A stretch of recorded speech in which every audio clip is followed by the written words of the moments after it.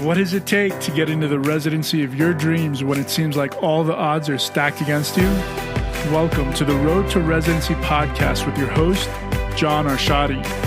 This is the show where we break down inspiring personal journeys of passionate physicians who had the courage and the commitment to take purposeful action to achieve their goals and serve their communities.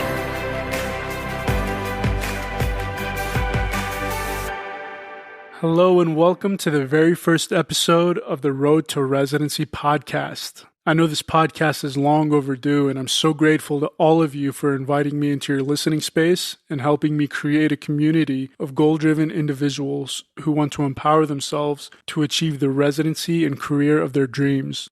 I'm so excited to be a part of your journey and assist you in any way that I can, not only through my own experiences, but also through the knowledge and insight that our guests will be bringing to the show.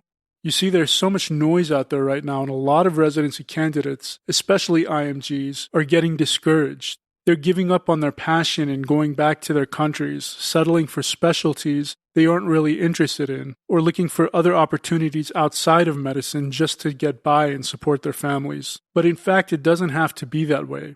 Despite what you might have heard from others, with the proper guidance, commitment, and discipline, the specialty of your choice is attainable.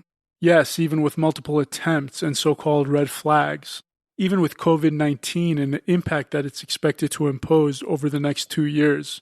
And even with all the anticipated changes to the USMLEs, including the Step 1 pass-fail scoring. But more on that in a future episode. This is especially true for IMGs, and the reason I say this is because when I graduated from medical school in 2010, the match rate for non-US IMGs was about 48%, and for US IMGs, it was only slightly higher. But over the last decade, the match rate for US and non-US IMGs has steadily grown to 61% in the 2020 match, and we anticipate this number to continue to rise. During the same time span, the match rate of U.S. grads remained more or less the same. And as a matter of fact, international graduates now make up more than 25% of the U.S. healthcare workforce. So stop listening to all the naysayers and get focused on what you need to do to live out your destiny. Is it going to be difficult? Yes. Has it always been difficult? Yes. Is it ever going to get any easier? Absolutely not. But equipped with the right tools and the right mindset, you can absolutely achieve your goals and have the career you've worked so hard for. So who am I and why should you listen to me? If you don't know me already, my name's John Arshadi, and for more than a decade, my entire life has revolved around the USMLEs and the match process. I have rotated with many different residency programs and had conversations with program directors of a variety of different specialties. I've worked in both hospitals and private practices, all while studying for and passing all 3 steps of the USMLE examinations. Throughout this time, I found my true calling as a guide, mentor, and entrepreneur.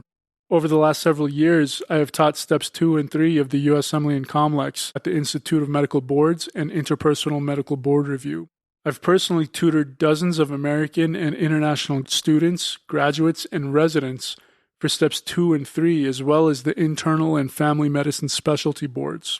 I'm currently an academic medical advisor at Kaplan Medical, where I've guided hundreds of students on their journeys both online and in person. In my spare time, I've also founded and run multiple businesses, the most recent of which I just registered as a nonprofit devoted to decreasing the doctor shortage in America by opening free clinics where patients can receive free medical care in underserved areas, while students and graduates can gain the much-needed hands-on experience they require to prepare themselves for residency. Ultimately, we want to open up more residency spots by establishing accredited teaching health centers throughout the U.S. And just as I'm sure my vision will become a reality, I'm sure that yours will too. My commitment to you is that I'm not going to give you any fluff or talk about anything to waste your time. On the contrary, I'm going to help you acquire the exact tools, skills, and mindset you must develop in order to be successful on your road to residency and beyond. Thank you guys for listening, and stay tuned for our first guest interview. She graduated 13 years ago and held multiple jobs while raising 3 children.